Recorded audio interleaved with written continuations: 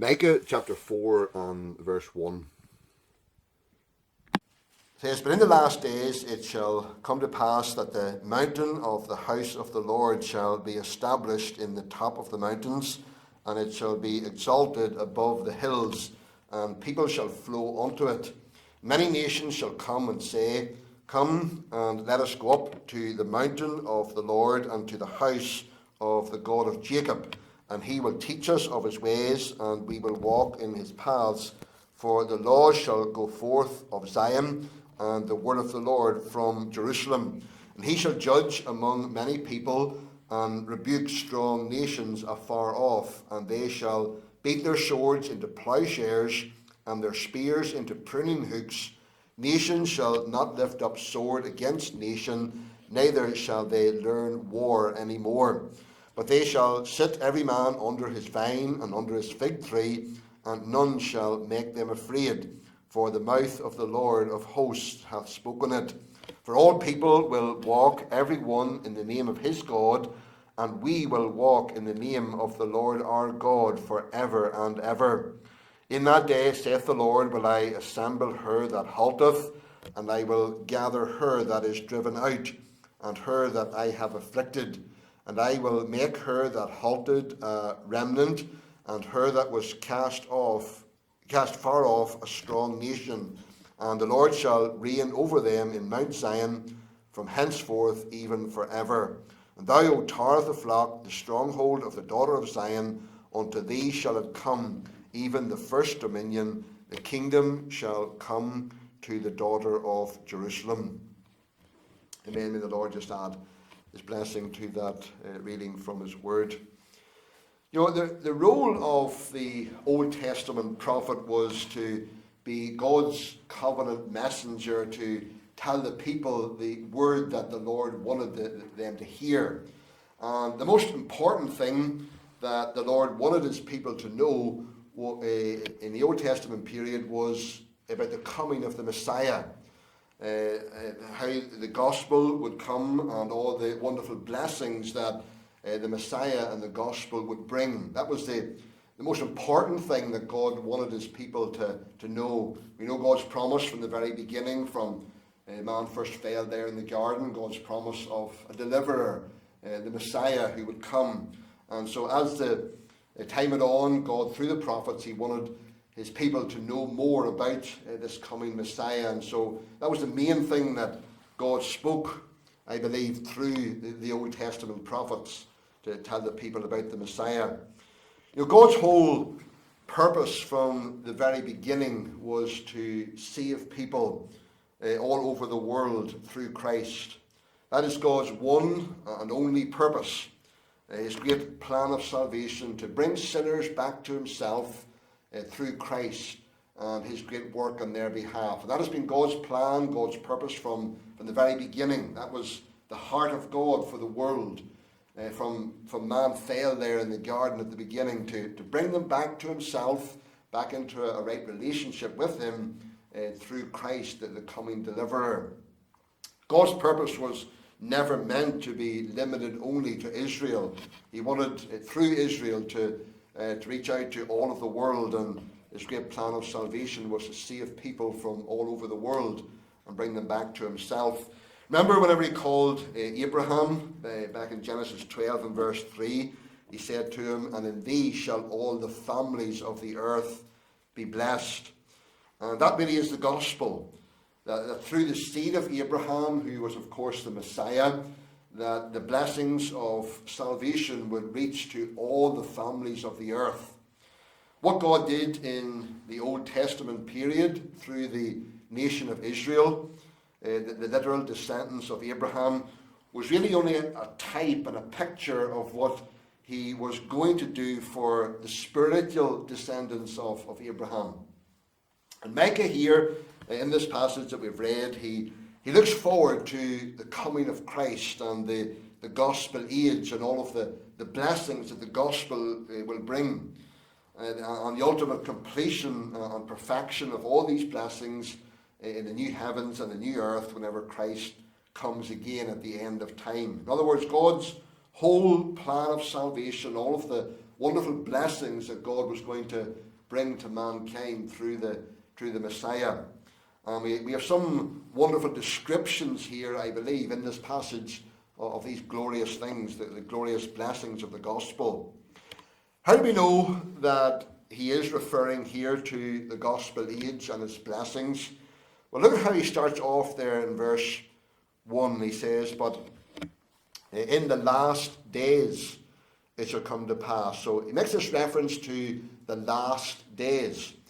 The last days is a reference in Scripture to the whole gospel age, the whole period between Christ's first and second coming. The whole gospel age is referred to as the last days. If you want to turn over to Hebrews 1, here we have a reference to that.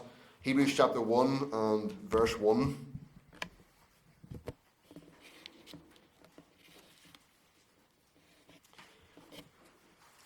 Hebrews chapter 1 verse 1, it says, God, who at sundry times and in divers manners spake in time past unto the fathers by the prophets. So there's a reference to the Old Testament period and how God spoke to his people through the prophets. Then in verse 2 he says, hath in these last days spoken unto us by his Son. So the last days, according to the writer to the Hebrews there, had already begun back in the New Testament times. So the whole period really between Christ's first and second comings, the whole gospel age, is referred to as the last days. So Micah says here, but in the last days it shall come to pass that the mountain of the house of the Lord shall be established in the top of the mountains, and it shall be exalted above the hills, and people shall flow unto it. And many nations shall come and say, come and let us go up to the mountain of the Lord, and to the house of the God of Jacob, and he will teach us of his ways, and we will walk in his paths. For the law shall go forth of Zion, and the word of the Lord from Jerusalem. You notice there, Micah talks in this prophecy about the temple, about Zion, Jerusalem. These were sites in the land of Palestine. These were real places and things there in the land of Palestine. The city of Jerusalem and the city of Zion and the temple that stood there on Mount Zion in the city of Jerusalem. So these were sites in Micah's time and in the Old Testament period that were literally there in the land of Palestine. So we need to ask, are the blessings of the gospel, if Micah's talking here about the gospel age, the last days, and talking about the blessings that the gospel age is going to bring, are those blessings, the blessings of Christ and the gospel, are they to be confined to the land of Palestine and the Jewish state? Well, of course not. So why does he talk then here? Why does he mention these places here, the Zion and Jerusalem and the temple and so on? What was happening here was the prophet was having these future things revealed to him, the blessings that were going to come in the future whenever the Messiah would come. And he had those things revealed to him in terms of realities that existed in his own day. The temple, Zion, Jerusalem, these were tangible things that Micah and his readers, that they could identify with, things that they could relate to. These were things in their spiritual world. They went up to the temple there in Jerusalem and worshipped the Lord there. So these were realities that they could identify with. And so Micah was describing these future blessings of the gospel then in terms of these things that they could identify with. He was using these things as illustrations, as it were, of the blessings of the gospel that were going to come in the future. The book of Revelation, just for an example, does the very same thing in the final chapters when it describes the glories of heaven. Now we know that heaven is such a wonderful place. The glories of heaven are really beyond anything that we can experience here in this world. And we can't really there really is nothing in this world that we can say, well, heaven's going to be like that or it's going to be like that. So in those final chapters there in Revelation, we did look at them a little while ago on Sunday evenings, but those chapters describe heaven in terms of streets of gold and walls of jasper and so on. Now, the glories of heaven are obviously so far beyond literal gold and jasper and things like that. But if you think about it, gold is the most precious jewel or diamond that we can have here in this world. It's the most precious thing. Everybody looks for gold because it's the most precious thing that there is here in this world. And so God there, in seeking to describe heaven to us, he talks about streets of gold and walls of jasper. Because those are things that we can identify with, things that are precious and valuable to us. And he uses those like illustrations really of what heaven is going to be like. That heaven is going to be far beyond gold and jasper and so on. The glories of heaven. And so that's just an example of something that Micah is doing here. He's taking these things, Jerusalem, Zion, the temple, things that Micah and his readers could identify with, and using those like illustrations to try to bring home to us some of the realities and glories of the gospel and the gospel age and what Christ will bring whenever he comes. How else could we even begin to understand these things unless we have something that we can use as an illustration? And so that's what the prophets did, and that's what Micah is doing here in describing the glories of the gospel. So verse 1, he says, "But in the last days it shall come to pass that the mountain of the house of the Lord shall be established in the top of the mountains, and it shall be exalted above the hills, and people shall flow unto it." Now think about the temple in the Old Testament period. What was the temple? The temple really was the symbol of God's presence and his dwelling amongst his people. It was a place where God especially revealed himself to his people. If you want to turn back to 1 Kings chapter 8 and verse 10, we have an example of that, of how God revealed himself, revealed his presence and his glory to his people there in the temple. It was just after Solomon had built the temple. 1 Kings chapter 8 and verse 10. It says, "It came to pass when the priests were come out of the holy place that the cloud filled the house of the Lord, so that the priests could not stand to minister because of the cloud, for the glory of the Lord had filled the house of the Lord." So there was God just after Solomon had built the temple, had it dedicated. God revealed or manifested himself to his people there in the temple. His glory filled the temple. And what an experience that must have been. In the gospel, under the gospel and through Christ, where does God now dwell and reveal himself? Well, it's in our hearts as believers. 1 Corinthians 3 and verse 16, it says, "Know ye not that ye are the temple of God, and that the Spirit of God dwelleth in you?"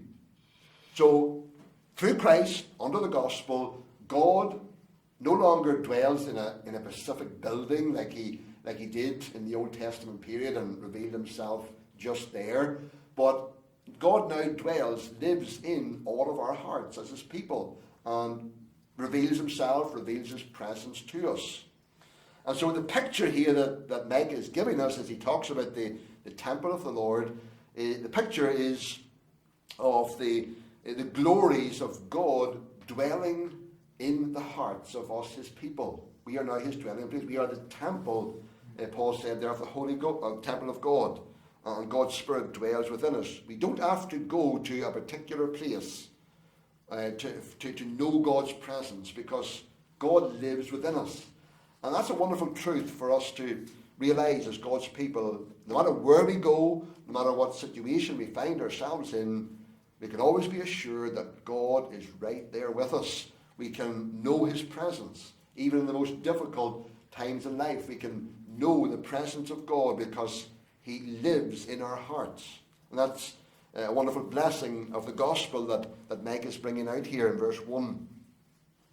Then a little phrase at the end of verse 1 there, it says, "And people shall flow unto it, and many nations shall come and say, "Come and let us go up to the mountain of the Lord and to the house of the God of Jacob, and he will teach us of his ways, and we will walk in his paths. For the law shall go forth of Zion, and the word of the Lord from Jerusalem." So Micah tells us here that these blessings of the gospel go out to all the earth. People from every tribe, nation, are experiencing these blessings of the gospel. And he tells us here that their desire, people from all over the world, all over the earth, their desire is to go to the house of the Lord. Just like the Jewish pilgrims in the Old Testament period went up to the Jerusalem there, their desire was to be taught of God. They wanted to go to the temple and the place where God's presence was. They wanted to be taught of God. And so Micah is bringing out here that people from all over the world, under Christ and the gospel, their desire is now to know God. They're eager to learn more about the Lord and how the Lord would have them live their lives before him. Psalm 122 and verse 1 is a well-known verse. "I was glad when they said unto me, let us go into the house of the Lord." And the psalmist was able to rejoice whenever people, outsiders, said that they wanted to go to the house of the Lord. And that just shows the change that the gospel brings to people's hearts and lives. And this is what makes missionary endeavours and indeed all of our labours for the Lord, this is what makes it all worthwhile. Whenever you see people's hearts changed, people whose hearts are just set on the things of this world, who just live for themselves and for the here and now, and to see their lives and hearts change through the gospel, and to see their hearts change from people who love the things of this world to loving the things of God and wanting to go to the house of God, wanting to learn more about God. That's what Micah is bringing out here, another wonderful blessing of the gospel. In verse 3 he says, "And he shall judge among many people and rebuke strong nations afar off, and they shall beat their swords into plowshares and their spears into pruning hooks. Nations shall not lift up a sword against nation, neither shall they learn war any more." So here's another wonderful blessing that the gospel is going to bring, and it really is a picture of peace and tranquility, an absence of war and strife. You know, whenever a country is at war, on top of the loss of life and the terrible devastation that war brings, think of the tremendous costs that are involved in a war, in military equipment. It really eats up a nation's resources big time whenever they have to put all this money into military equipment in order to fight their war. So the picture here is that instead of those resources being used to the resources of the nation, instead of them being used to buy and to maintain military equipment to fight, rather those resources are then used to produce food, because it says they will beat their swords into plowshares. In other words, instead of having to buy military equipment, they can put those resources into plows. Or what are plows used for? Plows are used to plow the ground to produce food, and there's spears into pruning hooks. Pruning hooks are what you use to harvest with. So the picture here is, because there's no more war, because there's an end of fighting, then those resources can then be put into much better use. They can be used to produce food. And the reason for this is people are now at peace with God through the gospel, through Christ. And because they're at peace with God, then they are at peace with each other and don't need to fight anymore. Ephesians 2 and 14 says, "For he is our peace, who hath made both one, and hath broken down the middle wall of partition between us." It's only as people are at peace with God through the Lord Jesus Christ that they can then be truly at peace with each other. As we think of, As the people of God, we want to get along well. We want to have unity amongst us.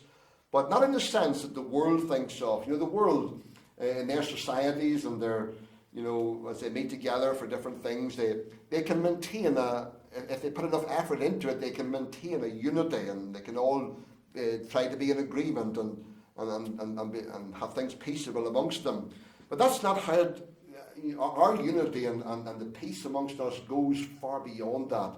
It's because each of us as individuals are at peace with God, because we're saved and we're in Christ and we're at peace with God through Christ. On that basis, we can then be at peace with each other. I can be at peace with you. I can get on with you because I know that you also are at peace with God through Christ. And so together, on that basis, we can have peace and know harmony and unity amongst us.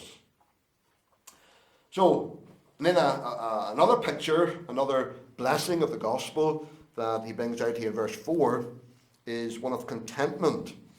Verse 4 he says, "But they shall sit every man under his vine and under his fig tree, and none shall make them afraid, for the mouth of the Lord of hosts hath spoken it." So this is a picture of contentment. This picture of everybody sitting under their fig tree and none making them afraid. This was literally experienced by Israel in the days of Solomon. In 1 Kings 4:25 it says, "And Judah and Israel dwelt safely, every man under his vine and under his fig tree, from Dan even to Beersheba, all the days of Solomon." So this is a picture here, as Micah is bringing out, of the wonderful contentment that the gospel brings to the hearts of people. It's through Christ that we find true contentment and satisfaction.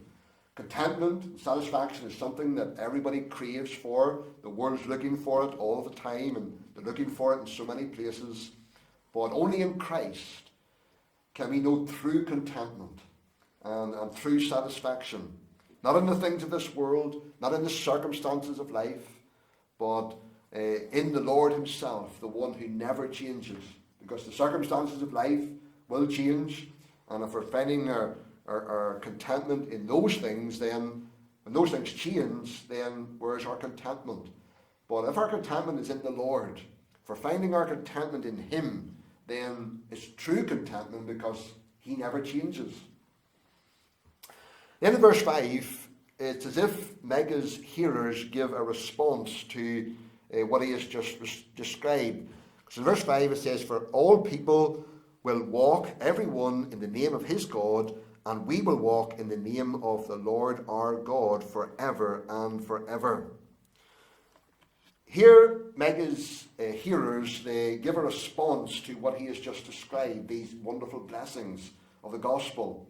They profess here their loyalty to the Lord.